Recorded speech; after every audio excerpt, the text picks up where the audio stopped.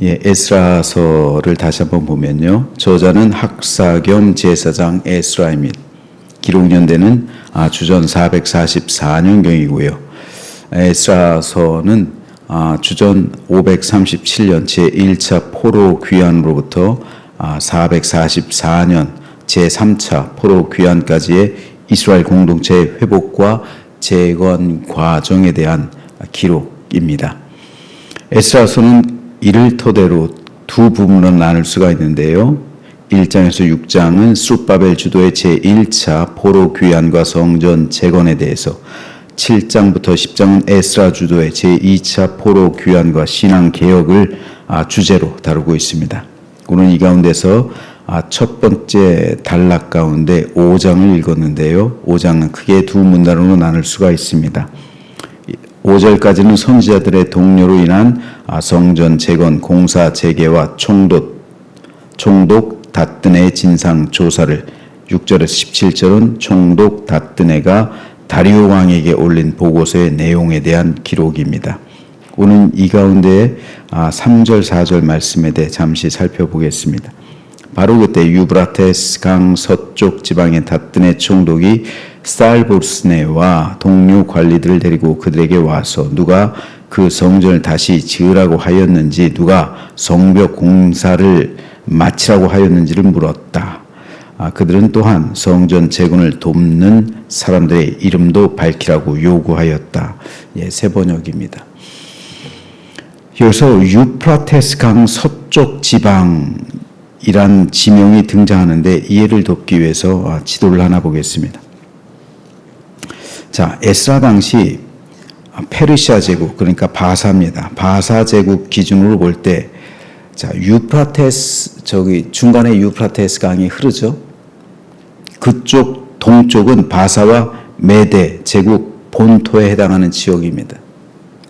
그리고 유프라테스 기준으로 서쪽은 수리아, 사마리아, 유대, 지중해 연안 전체를 아우르는 아주 광활한 지역이었어요. 근데 바사 제국은 이 큰 지역을 하나의 광역 지역으로 묶었습니다. 즉 하나의 지역으로 묶은 거예요. 그리고 그 하나의 큰 지역 안에 여러 개의 속주들이 있었습니다. 따라서 이 지역 전체를 관장하는 사람은 총독이었어요. 총독. 그러니까 총독의 권한은 대단히 큰 거죠. 경기도로 따지자면 경기도 지사죠. 그리고 경기도에는 여러 가지 시가 있죠. 똑같은 거예요. 이 큰, 주황색으로 표시된 것은 하나의 큰 지역, 그리고 이 큰 지역을 관할하는 사람이 총독, 그리고 이 총독 밑에 여러 개의 속주들이 있는 거예요. 따라서 총독의 권한은 대단히 클 수밖에 없었습니다. 이에 따라 오늘 본문에 등장하는 다뜨네 총독이 하나님의 성전을 짓고 있는 것에 대해 어떤 판단을 내리고 어떻게 대하느냐에 따라 성전이 성공적으로 지어질 수도, 아니면 아주 큰 어려움에 봉착할 수도 있었습니다. 실제로 성전 공사가 중단되었던 이유는 사마리아 지역과 인근 지방에 있었던 관리들이 바사의 왕에게 상소를 올려서 성전을 짓는 것이 부당하다 고소했기 때문입니다. 일로 인해 무려 16년 동안이나 성전 공사는 중단되고 있었습니다. 따라서 성전 공사를 재건하는 것은 왕의 명령을 정면으로 거역하는 것이었습니다. 왕의 허락 없이 짓는 것이었기 때문에 이것은 대단히 위험한 것이었습니다. 그래서 총독이 누가 이 일을 주관했는지 이름을 물은 겁니다. 책임을 묻기 위해서죠. 잘못하다간 그 공사를 주관했던 사람들 목이 달아나는 거예요. 왕이 어떻게 명령을 내리느냐에 따라 이들의 목이 달아나는 겁니다. 하지만 하나님께서 유다 장로들을 돌보셨다라고 그래서 기록되고 있는 거예요. 하지만 다뜨네 총독이 어떻게 이 보고서를 올리냐에 따라 유대인들이 고초를 겪을 수도 있었습니다. 그런데 다뜨네 총독은 다리우스 왕에게 이런 보고서를 올려요. 이전에 고레스 왕이 이 성전을 재건하라고 명령한 적이 있었는지, 왕실 문서 창고를 살펴보시고 고레스 왕의 칙령이 사실이었는지 먼저 파악한 후에 우리에게 왕의 뜻대로 그 결정을 알려달라라는 보고서를 올립니다. 이에 다리우스 왕은 다뜨네 총독이 올린 글을 보고 왕실 문서 창고를 살핍니다. 그리고 고레스 왕의 칙령을 발견하게 되는데 거기에는 성전의 모든 기명들 가져다가 하나님의 성전을 재건하고 재건에 필요한 모든 비용을 다 충당해줘라. 이 칙령을 발견하는 거예요. 만일 이 명령을 어기게 된다면, 그래서 이 다리우스 왕은 이 고레스 왕의 칙령을 그대로 준수할 것을 명령하면서 만일 이 명령을 어기고 성전 공사를 또다시 방해하거나 아니면 이 칙서를 변개한다면 그들의 집을 거름더미로 만들 것이다 라는 아주 무서운 경고까지도 내렸습니다. 그래서 제2의 성전인 스룹바벨 성전이 단 4년 만에 완공된 거예요. 자, 그렇다면 어떻게 16년 동안이나 풀리지 않던 일이 이렇듯 순조롭게 풀리게 되었을까요?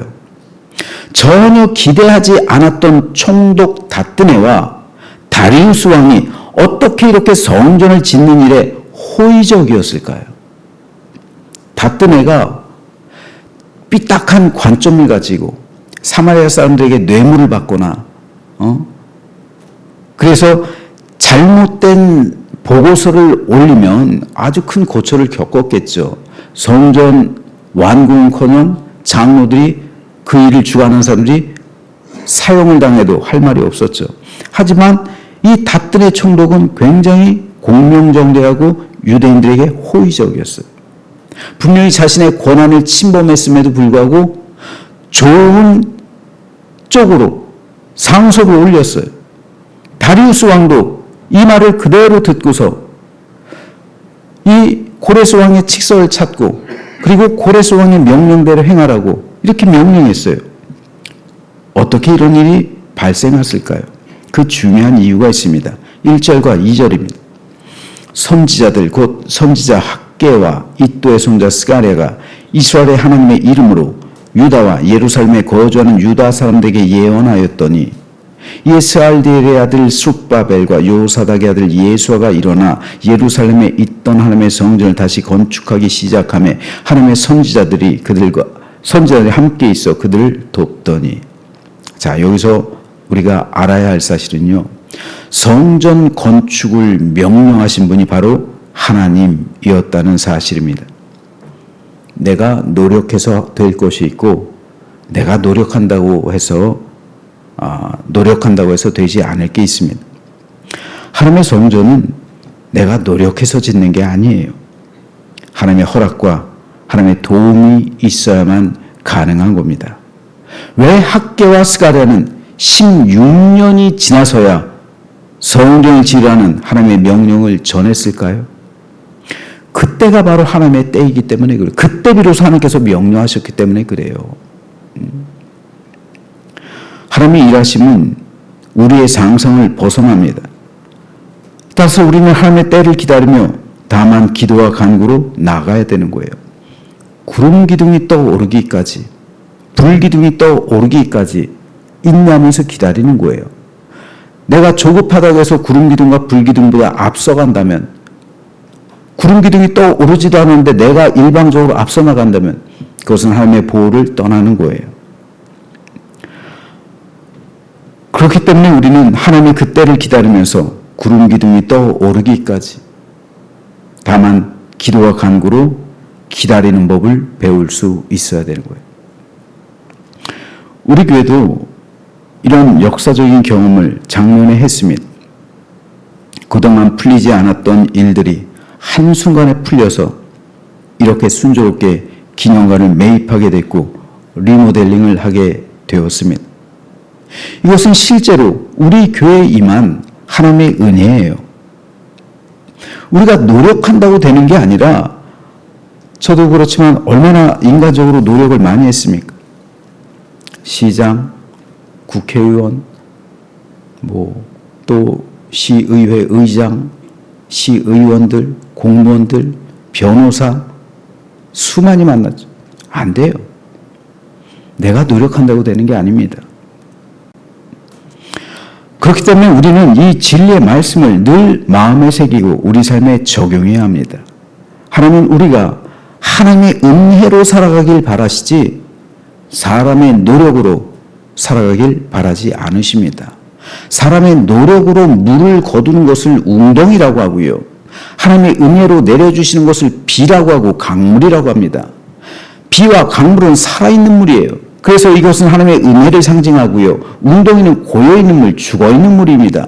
이것은 사람의 노력으로 가두는 물이에요.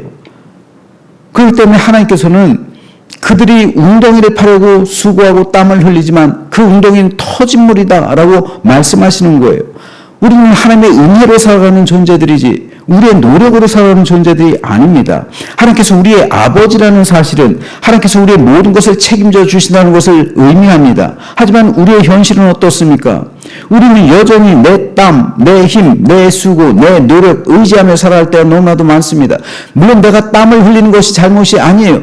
땀 흘리는 게 잘못이 아닌데 내 노력으로 살아가는 것, 이것은 분명히 하나님 보시기에 합당치 않은 겁니다. 하나님을 의지하지 않고 내 땀과 내 수고와 내 노력으로만 살아가는 것, 이것은 하나님의 마음을 아프게 하는 겁니다. 따라서 우리는 인간적인 모든 생각과 인간적인 모든 노력과 수고, 내 땀을 의지하는 삶이 아니라 하나님 앞에서 하나님께서 일하시는 법을, 그래서 하나님께서 일하시도록 기도하는 법을 배워야 합니다. 제가 리모델링하면서 느낀 게 있습니다. 다른 교회는 리모델링하거나 건축하거나 그러면 담임 목회자가 병들거나 시험에 들어서 다른 교회로 임지를 바꾸는 경우가 많다고 해요. 그만큼 힘들고요. 엄청난 정신적인 스트레스를 받기 때문입니다. 하지만 저의 경우는 하나도 힘들지 않았어요. 3월 3일부터 시작해서 6월 3일. 꼭 3개월이에요. 그때 끝났습니다. 그런데 정신적인 스트레스도 육체적인 힘듦도 어떤 어려움이나 고난도 없었어요. 하나님께서 오늘 본문에서처럼 돕는 자들 보내주셨어요. 함께 하신다는 사실을 깨달았어요. 하나님께서 명령하신 일이면, 하나님께서 함께 하시는 일이면, 오늘 본문에서도 말씀하시잖아요. 하나님께서 명령하시니까 모든 일들이 순조롭게 되는 거예요. 총독 다뜨네가 그들과 무슨 상관이 있어요? 다리우스 왕이 이들하고 뭔 상관이 있습니까? 오히려 더 두려운 사건일 수도 있어요. 사마리아 사람들의 참소가 맞을 수도 있어요. 저들이 저렇게 성전 짓고 민족주의로 나가면 위험한 사람들이 될 수 있습니다. 이 말이 먹혔었잖아요. 하지만 다리우스 왕은 그 말에 신경을 안 쓰는 거예요. 뭡니까? 하나님의 은혜예요.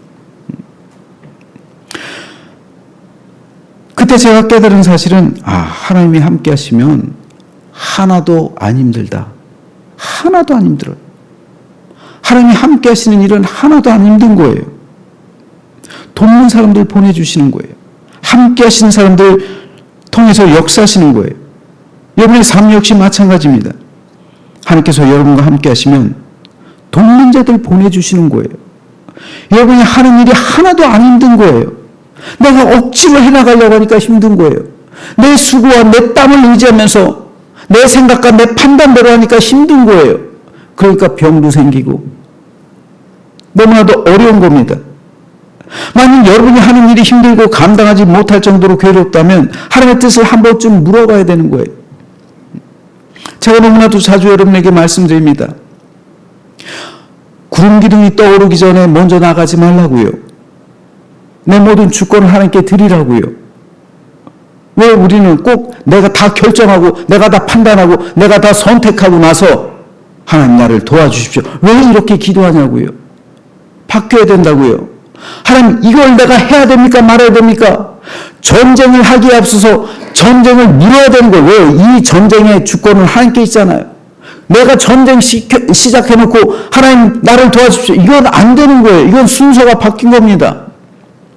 전쟁의 주관자는 하나님이에요. 그렇기 때문에 하나님께 먼저 물어봐야 되는 거예요. 하나님, 이 전쟁을 해야 됩니까? 하지 말아야 됩니까? 물어봐야 되는 거예요. 하나님께서 하라고 하면 하나님께서 이기게 하시는 것이지, 내가 전쟁 시작해놓고 날 도와주십시오. 그럼 내가 전쟁의 주관자잖아요. 우린 너무나도 자주 이런 잘못을 범하고 있습니다. 내가 모든 일을 할 때 내가 모든 것을 결정해요. 내가 모든 것을 선택해요. 그리고 하나님께 나를 도와달라고 해요. 그럼 내가 주인이잖아요. 아니에요. 우린 예수님을, 하나님을 주님이라고 부릅니다. 그럼 나의 주님께 물어야죠. 너무나도 우리 성도들이 자주 실수하는 부분이에요. 내가 모든 것을 다 결정하고 선택한 다음에 하나님 도와주십시오. 아니에요. 먼저 물어야 되는 거예요. 하나님, 이거 해야 됩니까? 말아야 됩니까? 먼저 물어야 되는 거예요. 그게 곤란하면 저한테 와서 기도 제목을 가지고 오십시오. 기도로 도와주십시오. 이걸 내가 해야 됩니까? 말아야 됩니까? 결정권을 하나님께 드리고 선택권을 하나님께 드려야죠. 뭐에서 모든 것에. 만일 그렇지 않다면 내가 하는 일이 힘들 수도 있어요. 하는 모든 과정 가운데 괴로울 수도 있습니다. 그러면 우리는 먼저 반드시 기도로 나아가야 합니다.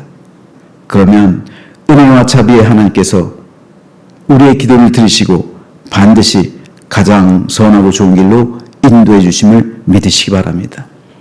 이제 2026년 본격적인 새해를 시작하는 이번 주간입니다. 저는 저와 여러분 모두가 2020년 한 해 동안 여러분의 모든 삶과 가정, 사업과 일터 가운데 하나님의 은혜와 축복으로 가득하시길 소망합니다.